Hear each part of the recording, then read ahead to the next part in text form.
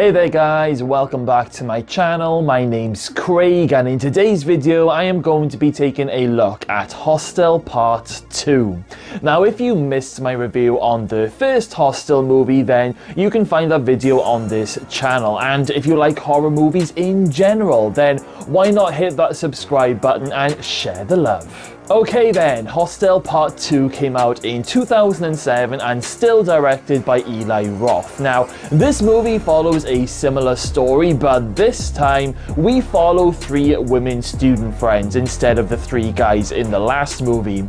Not only that, but we also see this film from the other side, as in we see how this whole torture chamber thing works when rich people bid serious amounts of money wanting to kill these people, and it shows the process of when they fly to Slovakia, get a tattoo to show that they've joined the club, and they pretty much sit tight until they are called in by the hierarchy. Now before this new story begins, the movie does start with Paxton, who survived the last movie, and the film starts off with a nightmare that Paxton is having, and he ends up waking up next to his girlfriend, and we learn that Paxton is now on medication because, let's face it, he's probably suffering with severe mental health from the last movie.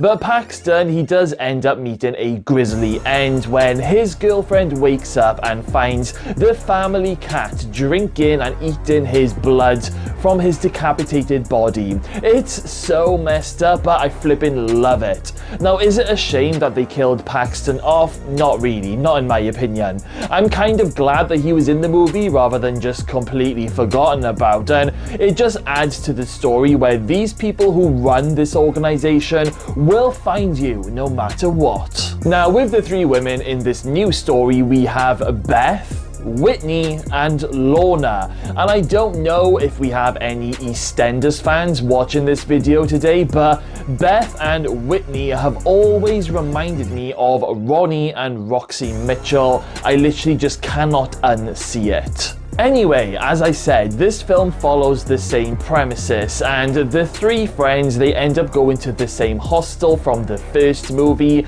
and it was recommended by a fellow female traveler. Now, as we've already seen with the first movie, we already know where this is gonna go, but we see the side of the rich guys who are gonna be doing the torturing and the killing. We have two friends, Stuart and Todd is the one who buys two of the girls for both him and Stuart. Now, at first we think that Todd is the crazy one and Stuart doesn't really want to participate. Maybe like he's being forced into it, you know?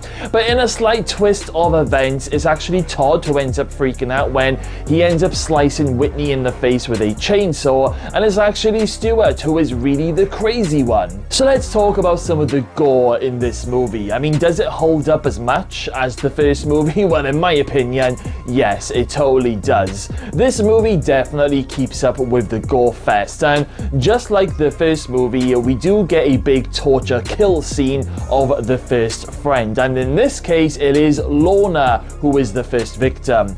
She is hung upside down naked in a creepy room, and then this woman comes in and she lays down in this bath naked as well, that's right underneath Lorna.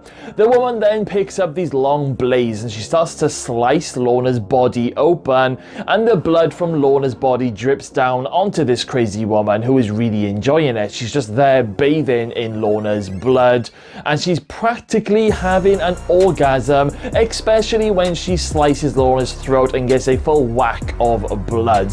It's quite disturbing and it won't disappoint the gore fans. There are some really insane skin ripping sound effects thrown in too. Once again, I like the build up in this movie with the story where we learn little bits here and little bits there about the girls and also about the two guys who are going to be doing the killing. We learn that Beth's mum had died when she was young and she now is filthy rich because everything was left to her. And with the guys, we learn that Stuart is pretty much dominated by his wife in their personal relationship, and it all comes crashing together in a really sick and twisted way. I actually really liked the characters in this movie. Beth is definitely the stronger one out of the three friends, and Lorna is the friend who needs a little bit of looking after. And then we have Whitney, who is definitely the in-between friend, who would probably get herself into trouble from time to time, but she can pretty much be a strong character in certain situations. By the time we get to the third act and Beth and Whitney, they've both been kidnapped, and Todd ends up then freaking out for slicing Whitney in the face with a chainsaw. Todd then tries to escape, but due to the contract that he has signed, he basically cannot leave the dungeon without killing someone. I expect that this is to protect the organization from anyone ever going to the police. So Todd ends up getting eaten by the dogs when he refuses to kill, and his death is actually pretty gruesome. When Stuart turns into this crazy guy with Beth, he ends up forcing her to the floor, and he's about to have his wicked sick way with her until Beth manages to hit him over the head and she ends up like tying him to the chair. When the hierarchy arrive on the scene, Beth has got Stuart as a hostage with his dick and balls in a vice, which always makes me squirm when I see it. Beth then manages to bargain with the guys and says that she can basically pay her way out of there, but the owner guy tells her that she has to kill as part of contract. And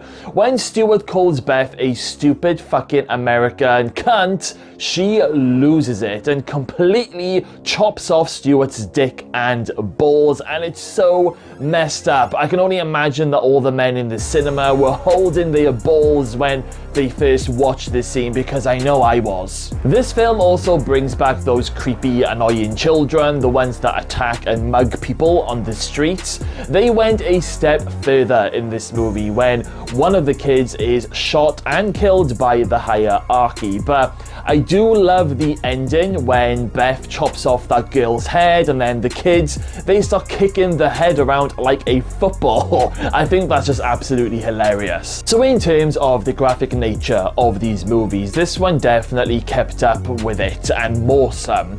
I don't think anyone was actually expecting to see a man being castrated on screen in front of their eyes. But I think this is a great sequel. I constantly ask myself, do I prefer this one to the original? And I really struggle to decide, because I like these two films literally on the same level for different reasons. I like how we learned more about this underground business and how it works, and I like the new characters, I like the kills. The sequel had the same feel as the first film, and there's not much criticism that I can personally give to this as a sequel. I really like it. I'm not sure about any of you guys. What do you guys think of Hostel Part 2? Do you guys like this film, or was it a little bit of a flop for you? I would be really interested to hear, so let me know all of your thoughts in the comments box below. Okay then guys, well, we've reached the end of this movie review. In my next video I am going to be reviewing Hostel Part 3, which is a movie that I have never watched before, so this is going to be a new experience for me. However, I do have low expectations. So if you don't want to miss my review on that one, then please make sure that you've hit that subscribe button. Okay then guys, well, thank you all for watching today's video. I will see you all again very soon.